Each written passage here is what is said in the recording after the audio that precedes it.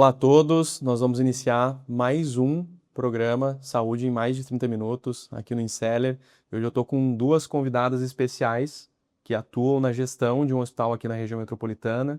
Vou falar o nome delas e vou deixar que elas se apresentem. Luciana e Tainá. Sejam bem-vindas. Luciana, se apresenta rapidamente. Muito obrigada, sou Luciana Link Andretta, sou enfermeira por formação, trabalho como diretora assistencial no Hospital Nossa Senhora das Graças, em Canoas. Eu sou Tainá, eu sou enfermeira de formação também, mas migrando para a área de dados. Então, hoje eu ocupo a posição de análise de dados dentro do hospital. Por que é importante a gente falar de dados?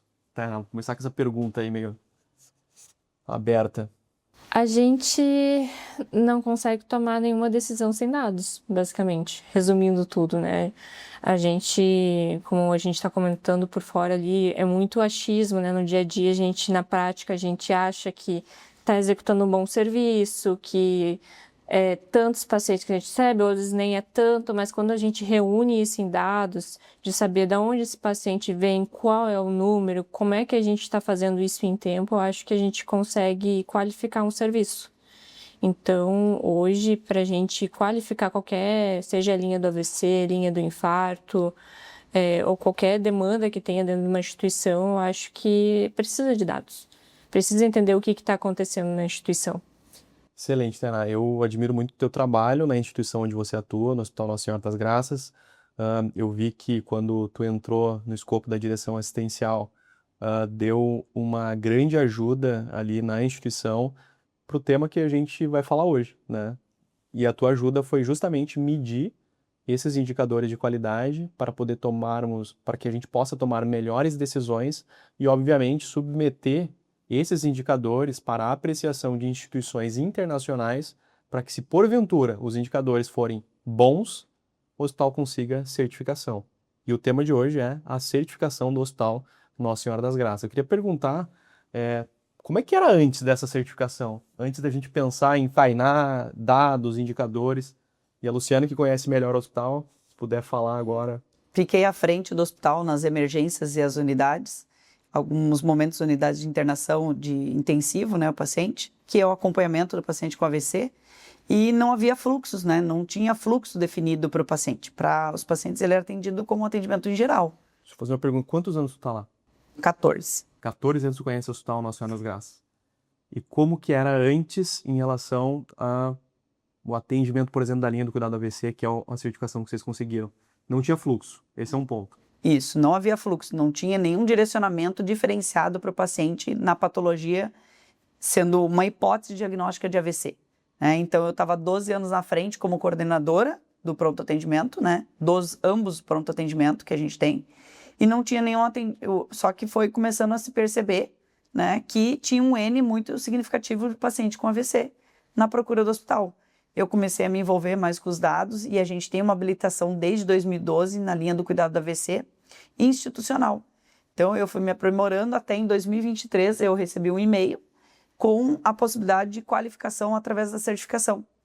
Então, eu comecei a buscar esses treinamentos, a capacitação, treinar, fazer os fluxos, desde lá da ponta, na triagem, aplicar a escala de Cincinnati, treinar os enfermeiros, busquei a ajuda principal de um médico especialista em neurologia para poder fazer rounds, para a gente poder acompanhar os dados, para poder mapear, conversar sobre cada paciente, cada um que entrava, a gente ia... Eu, no outro dia, eu sabia, fiz um grupo, chegou um paciente com suspeita de AVC, então eu ia identificar que hora que esse paciente chegou, mapear, desde a hora que ele chegou, quanto tempo que ele levou para tomo, quanto tempo o médico atendeu, qual o tempo de cada passagem dele por cada profissional. E nós temos não digo como um agravo, mas nós como empresa lá dentro, a gente tem um serviço terceirizado da tomografia, que é extremamente essencial para o diagnóstico. Então, eu tinha que trabalhar toda a equipe assistencial, enfermagem, médico, físio, tudo que envolvesse, e também um serviço terceirizado para que entendesse o que era a patologia e a gravidade dela, porque a gente fizesse o quanto antes a tomografia, né? Então, aí a gente criou alguns fluxos, organizou isso e começou a mapear através de dados para poder participar da certificação. Entendi. Eu acho que não foi tão fácil, então, pelo que tu tá me contando. E como era antes, o teu resumo foi falta de fluxo. Falta de fluxo em um hospital ou de protocolo é cada um faz do seu jeito. É artesanal. Não tem um fluxo do hospital. Como que nós fazemos? Não tem isso, às vezes, nos hospitais, e cada um faz do seu jeito. No dia do plantão do médico, X, no dia do plantão da enfermagem, Y, vai ser desse jeito, que é o jeito dela. Então, o que faltava muito antes era fluxo, é isso? Era fluxo. E tu comentou sobre a habilitação do Ministério da Saúde, que é de desde 2012. Eu conheço bem essa habilitação. E essa habilitação, ela diz muito respeito sobre as obrigações do hospital frente ao governo federal, ao estado e ao município. Obrigações no que diz respeito à linha do cuidado do AVC, essa habilitação que tu está citando. E essa habilitação, ela exige algumas coisas do hospital e, em contrapartida, esse hospital recebe um incentivo financeiro. É um valor que não é pequeno, é um incentivo leito-dia, R$ 350 leito-dia, mais um valor diferenciado de pagamento da tabela SIGTAP, que é o valor de procedimento. Então, tem algumas vantagens para ambas as partes e algumas obrigações. E tu falou também de um indicador importante, que é o N de pacientes. Vocês atendem muito pacientes lá? Bastante. Tainá, tu que mede os indicadores aí.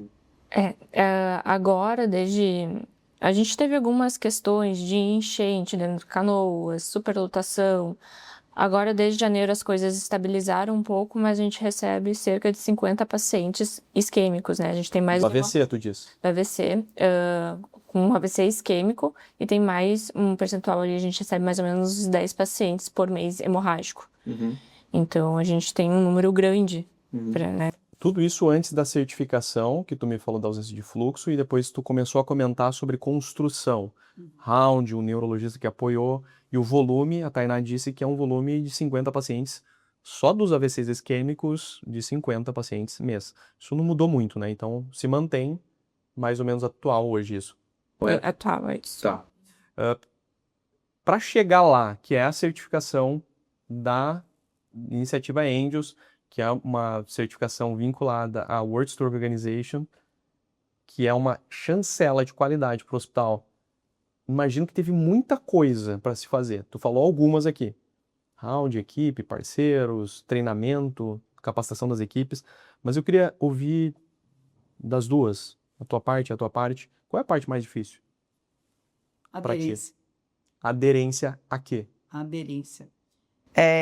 Não basta só a gente fazer treinamento, identificar o leito, botar lá a plaquinha do leito do AVC, identificar o leito, capacitar o técnico, capacitar o enfermeiro, se ele não se empoderar daquilo e entender o quanto que aquilo traz de benefício para o paciente e qualificar o sistema. A aderência de ele está treinado, ele está capacitado, mas são pessoas, eles fazem se eles quiserem. Eles vão buscar, eles sabem o que é certo, mas nem todo mundo sabe que aquilo é certo, ele vai aderir. Quando ele não está sendo supervisionado, quando ele não está sendo olhado, o hospital é extremamente difícil e complexo, né? Uma das administrações mais complexas que se tem.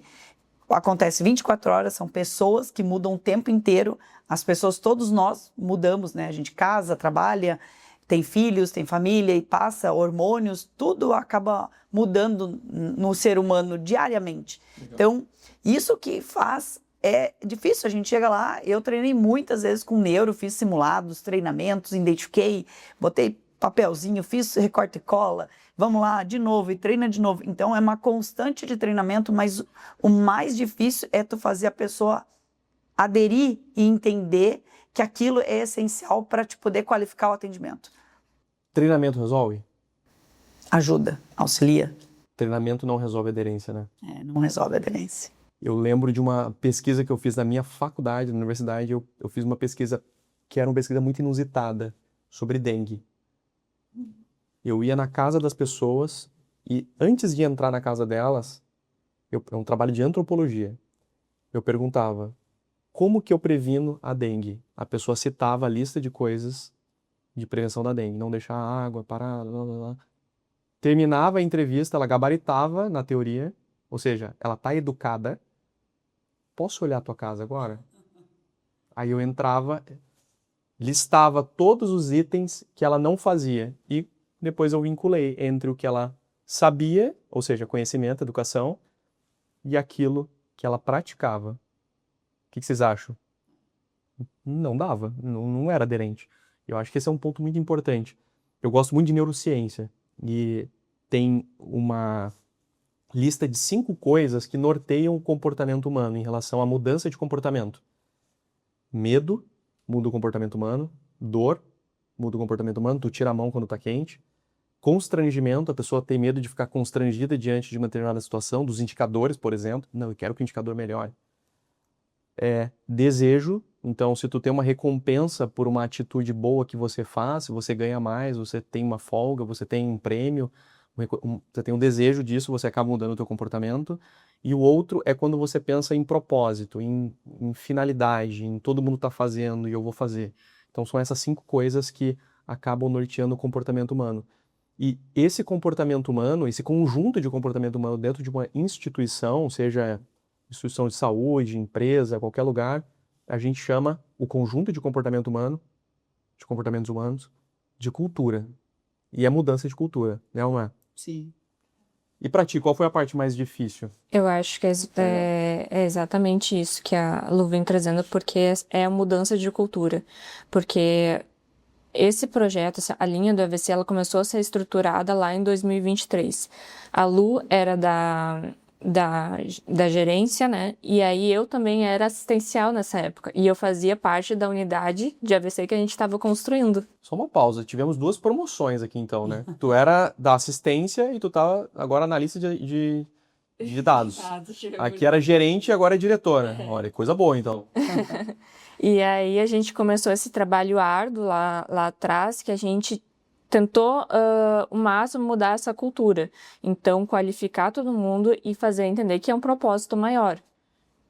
Então, enfim, tivemos outras mudanças de gestão, enfim, e a gente retomou e a gente teve que fazer um diagnóstico de como estavam as coisas atualmente. E isso envolve fazer mudança de cultura das pessoas que estavam ali, que eram pessoas diferentes, treinamentos constantes, criar protocolos e fazer entender que aqueles protocolos são importantes para se seguir, porque existe um motivo. A gente começou a unir os dados e apresentar esses dados do porquê que as coisas acontecem. Então, quando a gente olha para os dados, as pessoas ficam um pouco constrangidas. Elas falam, não, mas não é assim, porque eu faço assim, dessa maneira. Mas os dados estão ali justamente para qualificar o serviço, não é um apontamento para constranger ou para dizer que você está errado. Não, a gente está ali mostrando os dados porque a gente quer qualificar o serviço. Então, eu acho que muito dessa cultura é algo que a gente vem trabalhando até então. Essa cultura de criar um propósito maior, de empoderar, que é algo que a Lu fala bastante, de ponderar o profissional que está lá, de fazer entender, ter o conhecimento do que é o AVC, qual que é o protocolo, fazer as coisas corretamente, conforme o protocolo. A gente teve que adaptar muita coisa para a nossa realidade do hospital também, né? Porque não é simplesmente a gente criar um protocolo e achar que aquilo vai dar certo. A gente tem algumas coisas dentro da instituição que às vezes criam umas barreiras. Seja um serviço terceirizado, que às vezes tem uma imagem que demora. Vamos lá, vamos resolver a imagem. O porta-agulha está demorando demais, mas por que o porta-agulha está tão longo? A gente tem que entender. Aí começa, a imagem demora. Ah, porque o médico não conseguiu acionar o neurologista. Mas por que não conseguiu? Então a gente vem trabalhando com várias questões e é algo muito complexo, porque a gente junta todos os indicadores justamente pensando, vamos mudar a cultura, vamos unir os indicadores, vamos achar onde estão os pontos que a gente tem que melhorar. A gente melhorou bastante em todos os tempos, em várias questões internas do hospital. E é algo que a gente vem trabalhando bastante, é algo que a gente discute bastante, né? Sobre cultura, sobre mudar a cultura deles entenderem o porquê existe a linha do AVC, por que existe alguém por trás cuidando dos indicadores, mostrando os indicadores, por que os indicadores são ruins e a gente quer melhorar, e quando eles melhoram não significa que a gente tem que parar por ali, tem que continuar. Tainá, tu citou porta-agulha. Muita gente que assiste entende o que significa porta-agulha, mas tem gente que não entende. Porta-agulha significa, e aqui só para alinhar o conhecimento de todos, o tempo compreendido entre o paciente que entra dentro da porta do hospital Ou seja, o tempo porta, ele entrou sábado, dia 5 de setembro, às 5 horas da tarde. Esse é o tempo porta, a hora que ele entrou na porta. A agulha é a hora que ele recebe a medicação do AVC.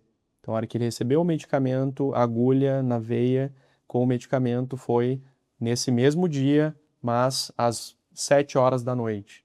Então, o tempo porta-agulha foi das 5 da tarde até às 7 da noite, então a gente está falando aqui de 2 horas. Então, o porta-agulha desse paciente foi de 2 horas, que é um tempo ruim. Né? Então, o ideal é que seja abaixo de 60 minutos.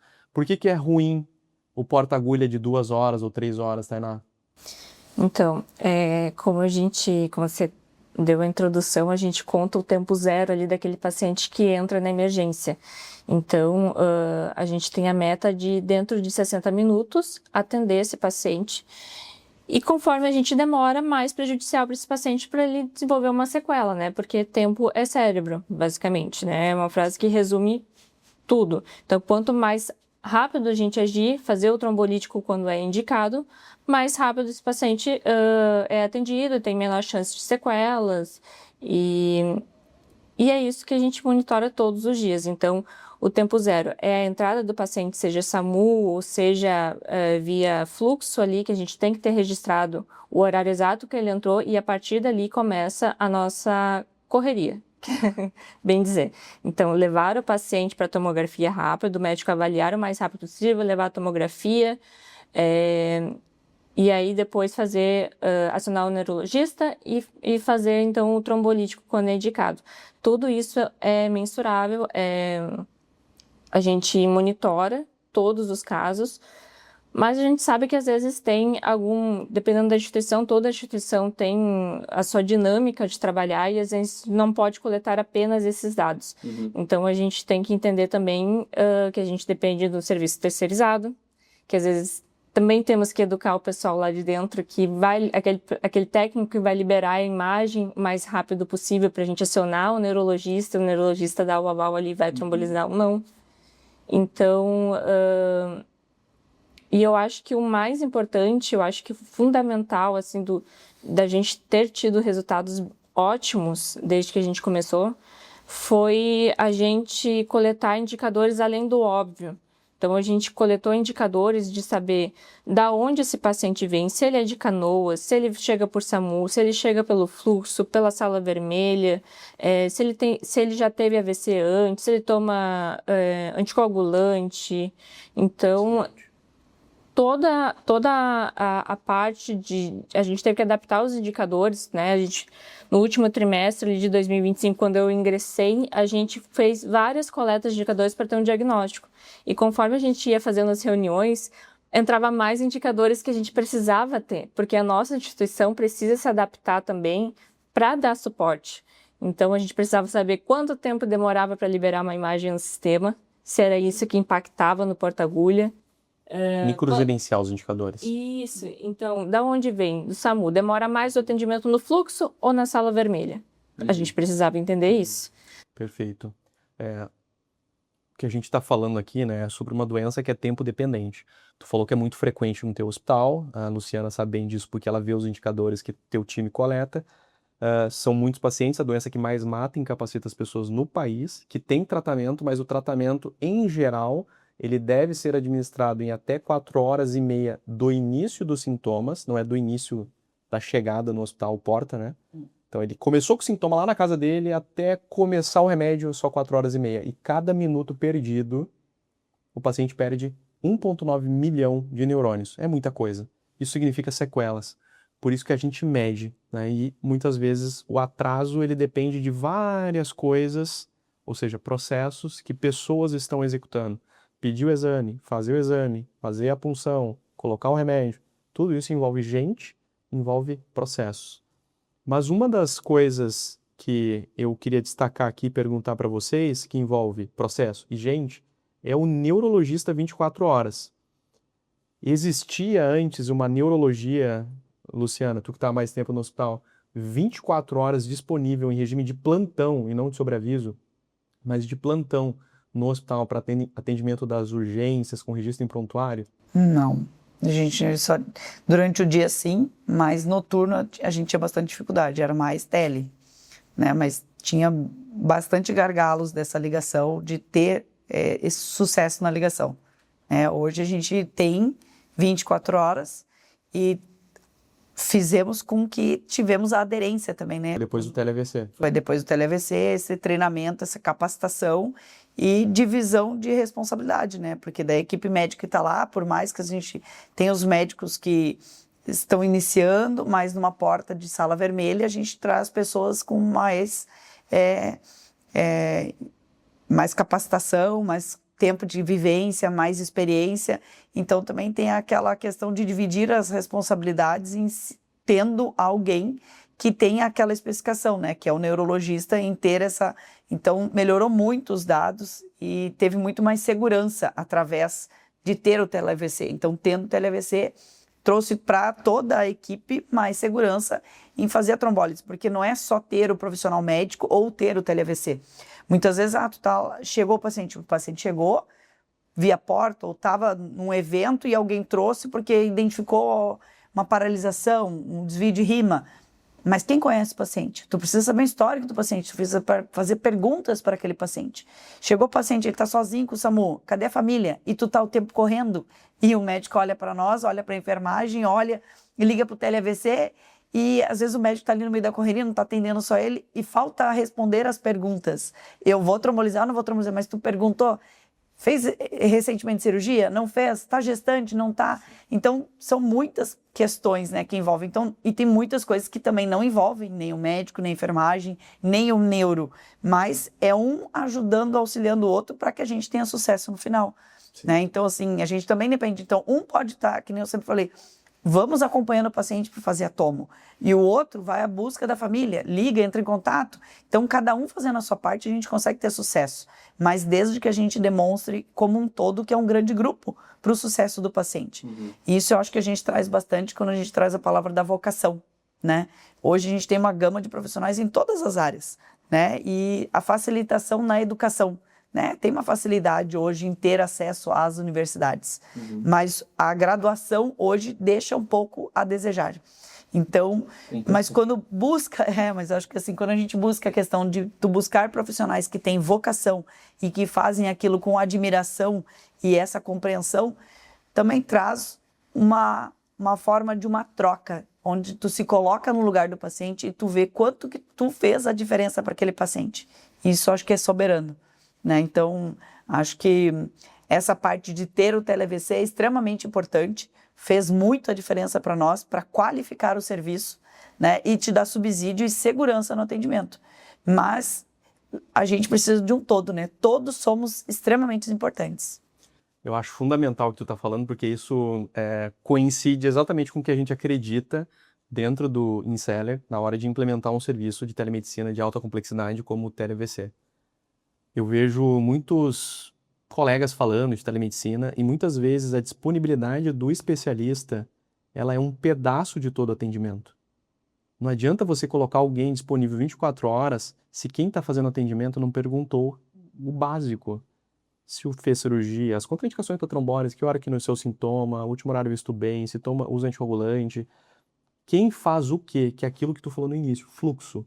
O fluxo é assim, a enfermagem vai fazendo isso, o médico vai fazendo isso, cada um alocado conforme tua vocação, tua expertise, teu conhecimento, enquanto o especialista, quando for fazer o atendimento, olhar a tomografia, já coleta essas informações de uma forma muito ágil, rápida, para poder entregar o melhor resultado.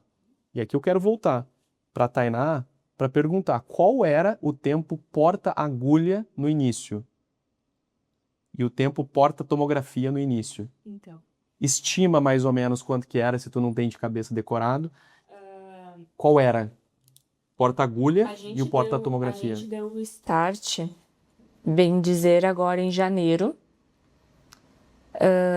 Mas quando eu fiz o levantamento, a gente tinha um porta-agulha de 138 minutos. 138 minutos. Isso significa 2 horas e 18 minutos. Entre o paciente entrar na porta do teu hospital com uma doença que já iniciou, porque ele veio de casa, talvez venha encaminhado de outra cidade, que eu tenho só 4 horas e meia para tratar, que cada minuto que passa está perdendo 2 milhões de neurônios aproximadamente, e demorava 2 horas. 2 horas e 18 minutos. Para que entra na porta até começar a medicação que vai abrir a artéria. Então, quantos neurônios que morreram nessas 2 horas e 18 minutos? Isso era o tempo porta-agulha. E o porta-tomo, quanto que era? Era mais de 20 minutos. Eu não sei te precisar do primeiro diagnóstico que eu fiz, mas agora em janeiro a gente estava em torno de 25 minutos para 25 fazer, minutos. uma mediana. E quanto que é o porta-agulha agora, Tainá? Então, a gente... De 2 horas e 18 foi para Em quanto? abril a gente atingiu a mediana de 66 minutos. E o nosso porta-agulha de 11 minutos se manteve por 3... de porta-TC de 11 minutos por 3 meses seguidos. 11 minutos o porta-tomografia. Tomografia. De 25 foi para 11. Isso. E aí a gente Do teve porta-agulha de 138 foi para 66. para 66. Agora, nos últimos 2 meses, a gente teve outras questões que afetaram, que era questão de superlotação, enfim, algumas coisas que fugiram do nosso controle, que afetaram a linha. A gente está em cerca de 90 minutos no nosso porta-agulha. Mas, em compensação, nosso último mês, nosso porta-TC é de 6 minutos. 6 minutos o porta-TC. E por que tá... Tu já analisou por que tá demorando um pouquinho entre fazer a TC e começar a trombólise aqui entrando em uma... Você já fez essa A análise? gente levantou o tempo de atendimento. A gente teve mais pacientes com entrada no fluxo, né? Que diferente de um paciente que entra no SAMU, vai direto para a sala vermelha, e na sala vermelha a equipe já está preparada para ir. No fluxo ainda a gente tinha uma superlotação, foi uma realidade que a gente enfrentou. O que impactou, aumentou um pouquinho ali 5 minutos do atendimento inicial. E a gente percebeu também que o tempo de acionamento do tele-AVC, que antes demoravam 40 minutos, então o paciente fazia uma tomografia dentro de 15 minutos para nos ligarem. e 40 minutos para acionar. Então a gente percebeu aí que era falta de aderência médica. Que é cultura. Que é a Que era cultural. Que lá no início, quando se iniciou com o tele-AVC, a gente media se acionava o tele-AVC ou não. A gente tinha um percentual, a gente fazia a taxa de acionamento do tele-AVC. Hoje a gente não tem essa preocupação. Hoje a gente mede quanto tempo demora para ligar, porque a gente já sabe que eles já estão aderindo. Eles acionam. Bom, Então agora diminuiu para 20 minutos. Então, entre 20 minutos. Tá. 20 minutos. O paciente faz tomografia em 6 minutos, né? A gente adaptou o serviço ali porque a gente fez uma questão ali de encaminhar o paciente na porta diretamente para tomografia sem um pedido físico, que a gente tem essa realidade que o sistema não é interligado. Tá. Então a gente adaptou isso, a gente conseguiu fazer que nosso porta-TC fosse para 6 minutos, o tempo de acionamento de 40 para 20. 40 para 20 minutos, mas ainda assim subiu o tempo de porta-agulha. E aí vocês estão analisando por quê? A gente está analisando. Nesse último mês. Então, assim, resumindo, era 138 minutos, tomografia. Porta-tomografia era 25 minutos, foi para 11 e agora 6 minutos. Então, melhorou muito. Porta-agulha era 138 minutos e agora está 66 minutos e no último mês tu disse que deu uma piorada e tu vai analisar o que está acontecendo. Tempo entre fazer a tomografia e acionar o tele-AVC dos médicos, aí envolvendo a aderência, que foi a maior dificuldade que a Luciana citou, era de 40 minutos. Agora foi para 20. Temos melhorado. Há muitas oportunidades. E sobre essa melhora, que é uma melhora muito importante num hospital complexo que é o de vocês, eu queria saber da Luciana, como que a educação ajudou na mudança de cultura? Porque isso é cultura, as pessoas estão se comportando de uma forma diferente lá dentro, a gente está sendo mais rápido. Isso é um fato. A gente está medindo, não é opinião. A gente está tendo indicador, não é, Tainá? E esses indicadores estão mostrando que a gente teve mudança. Como é que a educação continuada, a forma de implementação do tele-AVC, que envolve educação, gestão baseada em valor, educação e gestão, que é o que a gente faz além da assistência, como é que isso ajudou a fazer essa transformação dos indicadores e que vocês chegassem à famosa certificação que a gente vai falar no finalzinho agora? O que a gente está buscando trabalhar é sempre trazendo também o feedback de todas as situações, né? A gente sempre fez round, a gente sempre fez treinamento, as capacitações, mas não somente a manutenção, mas trazer de retorno. Toda semana a gente tem os rounds com a equipe multidisciplinar, desde o gestor médico da porta da vermelha, o gestor da porta, tanto da enfermagem quanto do médico, está auxiliando e está acompanhando os dados, acompanhando esse paciente internado também, porque ele acaba tendo um período internado, mas replicando para todo o grande grupo o desfecho desse trabalho nosso, né? Então, acho que a aderência à mudança de cultura mostra em cima dos dados. A gente precisa explanar esses dados para quem está lá na ponta, que é o técnico que acaba atendendo, o enfermeiro no dia a dia assistencial que está atendendo, e a equipe médica que tem nem 2, 3, 5 médicos, 2 médicos na porta, 3 na vermelha, né, de eles terem conhecimento desses dados e a nível de direção também, para junto a gente ser um time. Não é um time que tem um jogo de futebol, né? Não é muito nossa praia, mas assim, cada um na sua ponta, cada um no seu determinado ponto da sua melhoria. Então, eu sou melhor nisso, então eu sendo melhor naquilo eu faço a diferença. Então, o médico na ponta dele fazendo o papel dele, o tele-AVC fazendo o papel dele, o técnico, o enfermeiro, todos com um único propósito, né? Então, assim, eu sou técnica, eu fico de fora hoje, não estou lá na ponta, mas eu tenho que aderir a esse processo educacional junto e me manter presente. Não adianta eu estar repassando a demanda para a Tainá ou para a equipe lá da coordenação da enfermagem, a equipe médica, e não estar acompanhando. Então, eu preciso acompanhar até mesmo para se manter e replicar isso para quem está na ponta. Porque quem nos avisa muitas vezes que o paciente, a gente, nesse período aí da análise que a gente está vendo esse aumento do tempo, é super significativa a questão que a gente chegou até muitos pacientes, uma superlotação. Eu, há 14 anos, nunca passei por uma superlotação como foi essa em julho, né? Demanda de SRAG, outras doenças que são de agravos no período do inverno, né? Então, assim, a gente está com um paciente cada vez mais grave na porta de urgência por questões de saúde primária. Então, tudo isso acaba relevando, porque é diferente de tu atender 5 pacientes, 10 pacientes, 80 pacientes. Né? A demanda num tomógrafo, a quantidade de tempo que tu passa por cada um desses processos. Então, o retorno da informação também é extremamente necessário para que se mantenha essa adesão. Que legal, muito bom. Eu tenho só que elogiar o trabalho de vocês, mas principalmente o trabalho de gestão, porque eu lembro, Luciana e Tainá, que lá no começo eu citava lá na frente a certificação, e aí um olhava para outra assim, não, mas isso vai ser meio difícil. A gente tem que fazer round. E aí, pois é, mas quem vai fazer? Como é que a gente vai fazer? Não, vamos achar uma salinha. Tu lembra disso? E aí começamos o round com um dos neuros da nossa equipe na época, foi com o Luiz. Isso. Foi com o Luiz Paulo o começo, foi com o Luiz Paulo. Aí começamos o round, hoje é a Letícia que tá fazendo. Isso. Então a gente começou com o round, mas quem participa? Não, vai todo mundo ser convidado, ver o melhor horário para todo mundo.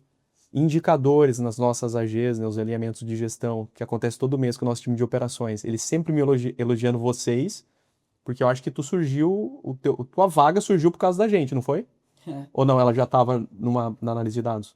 A Tainá já participou dos dados no passado, ficando à noite na assistência, né? Porque ela fazia o desfecho do paciente nas altas, porque a gente tinha tantos problemas com o CID, a gente tinha inúmeros tipos de CID. Ela já fazia isso? Então ela já fazia o mapeamento. Hoje ela é exclusivamente para fazer análise dos dados de algumas patologias do hospital. Mas isso foi depois das nossas provocações? Isso, foi depois das provocações. A gente perguntava na AG, e aí, vocês estão medindo isso? Não, a gente não tá. E aí, quando a Nicole, que é a nossa líder de operações hoje, ela comentou que, não, agora eles estão com uma pessoa lá, quem que é? A Tainá, não, ela é muito boa. Aí elogiaram você.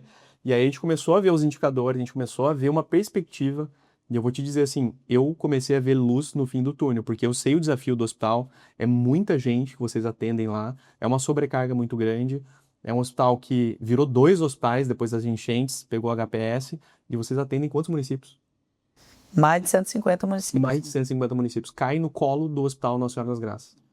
Não é só do AVC, né? Vocês atendem outras coisas também, né? Tudo. E aí, como é que fica? Então a gente sabe dos desafios que vocês estão vivendo e eu parabenizo vocês porque quando a gente falou de gestão, vamos olhar os indicadores, vamos fazer treinamento, vocês sempre, colocar um round, vocês sempre foram acolhedores de boas sugestões e a gente tem visto os avanços.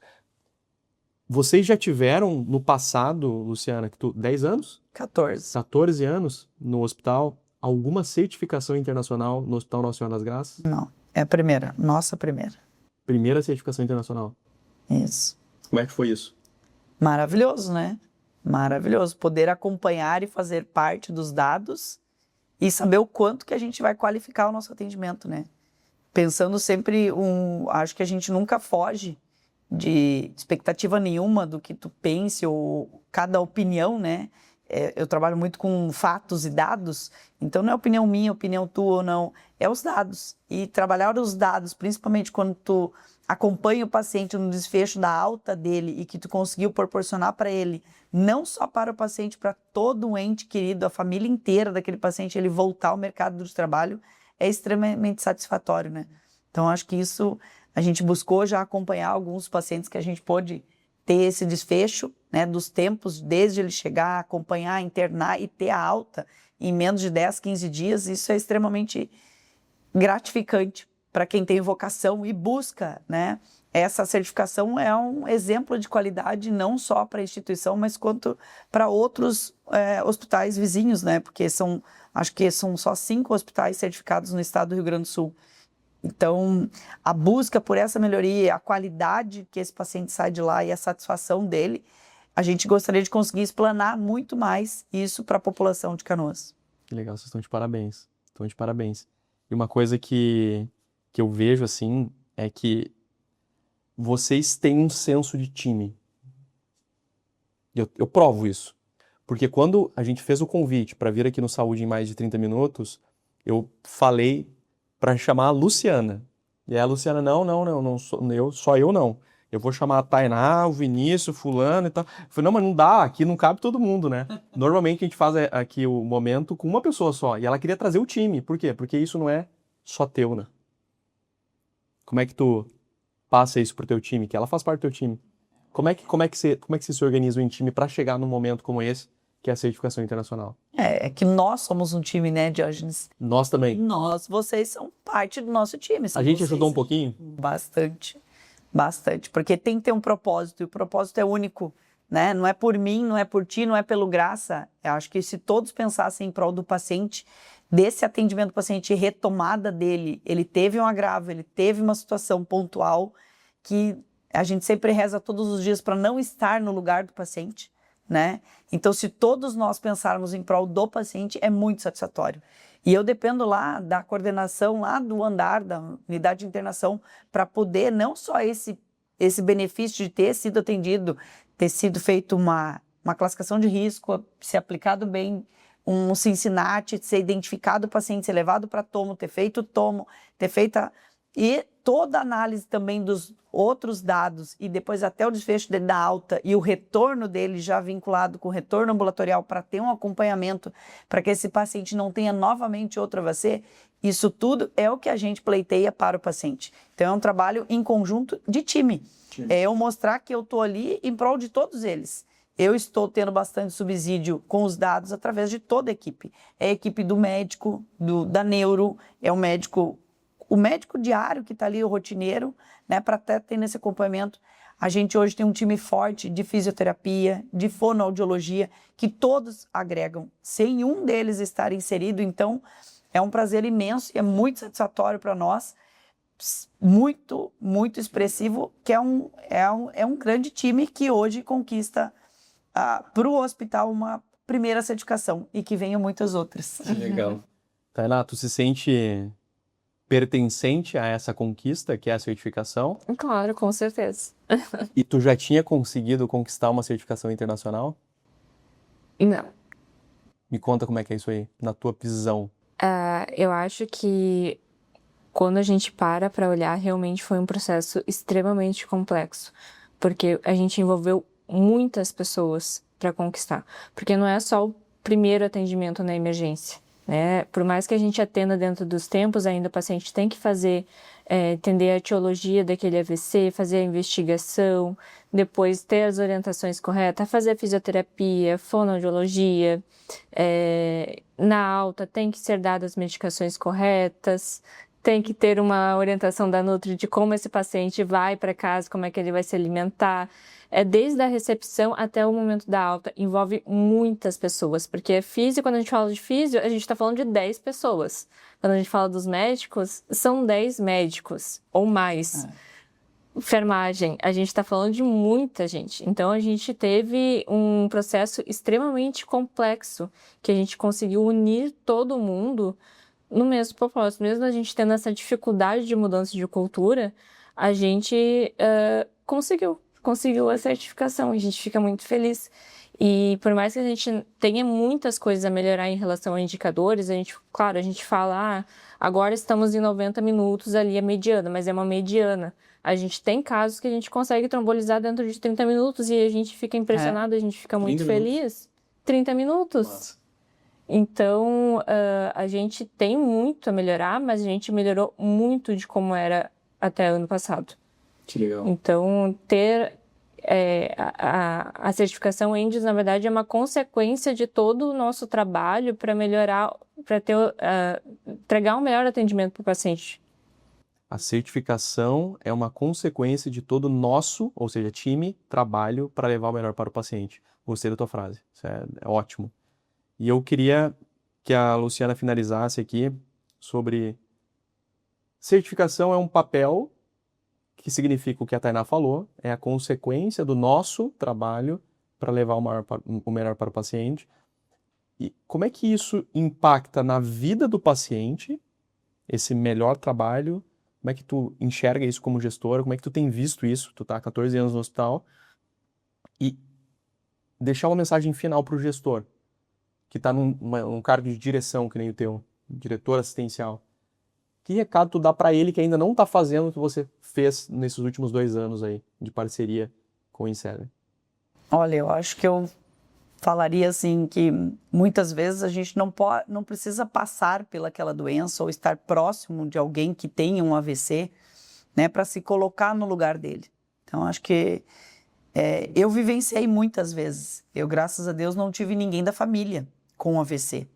Mas eu acho que quando tu se coloca no lugar do outro e vivencia aquele momento, aquela dificuldade de chegou, tu tem os sinais e sintomas, tu tem a paralisação de um braço, paralisação de uma perna, tá aguardando fazer uma tomo e não chega o teu minuto, o teu momento, aquele minuto é 2 horas, é 3 horas, e é 1 hora e parece que são 12 horas. A angústia tua e da família de não retomar o movimento de uma perna, de um braço, de um sorriso adequado, né?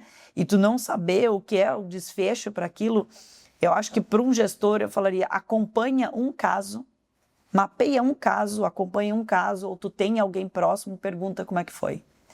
E te digo mais ainda, acho que eu fico extremamente assim emocionada e satisfeita com todo, porque não é o investimento, ele já está ali. A gente já investia, a gente já tem, são processos que a gente qualificou, fluxos que a gente determinou em conjunto. Não é a enfermagem, a físio, a fono, são todos juntos com um único propósito. As pessoas já existiam, os enfermeiros já existiam, a físio já existia, a fono já existia. A gente só mapeou os dados, qualificou, demonstrou e trouxe resultado. Então, é um investimento educacional, é um investimento de tu comprovar através de dados e argumentos a necessidade. Então, eu posso assim pedir para que qualquer outro gestor veja isso de um formato que é um investimento para qualificar uma patologia. Mas nessa uma patologia, o Hospital Nossa Senhora das Graças hoje vai buscar, em cima desse primeiro exemplo de qualificação, buscar outras patologias para que a gente consiga fazer o mesmo. Mapear, trabalhar com dados e argumentos para que a gente consiga, com a alta de gestão e até mesmo a nível municipal, que todos detêm de conhecimento para a gente qualificar. Que legal, muito bom. O nosso propósito enquanto instituição é promover isso nas instituições parceiras. É mapear processo, desenhar os processos, redesenhar os processos. E os processos nada mais são do que, né, Tainá, conjunto de atividades que alguém realiza para chegar num determinado fim. O processo é esse, agora é essa pessoa que executa, mas eu preciso fazer o que para essa pessoa executar bem? Educá-la, treinar. E ela tem que entender o propósito, o porquê que ela faz aquilo. Não é executa e ponto. Porque tu falou aqui engajamento, adesão. Isso é difícil. E um dos norteadores de mudança de conduta das pessoas é a adesão, é a vontade de fazer um bem para outra pessoa. E tu tá coberta de razão, porque as decisões em saúde, que é a principal dor de cada pessoa, é o medo de adoecer. Eu acho que é uma das dores piores que a gente tem. A pessoa adoecer, ou ter uma fatalidade, ou ter alguma situação, a gente é vulnerável. As decisões em saúde, sobretudo para quem está na gestão, que são vocês duas, e eu também estou numa posição de gestão, elas devem ser norteadas com base em uma palavra: empatia. A gente tem que se colocar no lugar do outro, tem que sentir o que o outro sente. Tu falou muito bem e tu foi muito descritivo, isso mostra que você é uma gestora empática.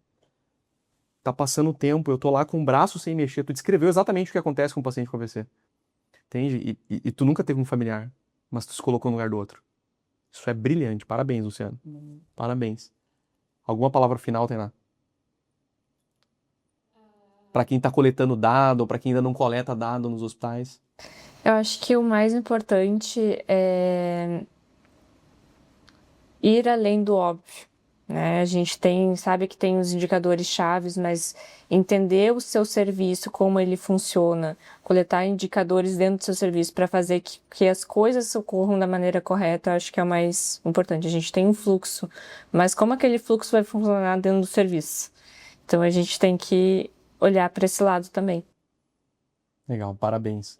Gente, a gente está encerrando aqui o Saúde em mais de 30 minutos. Foi um momento muito legal aqui com a Luciana, diretora assistencial do Hospital Nossa Senhora das Graças, e também com a Tainá, que é analista de dados no Hospital Nossa Senhora das Graças.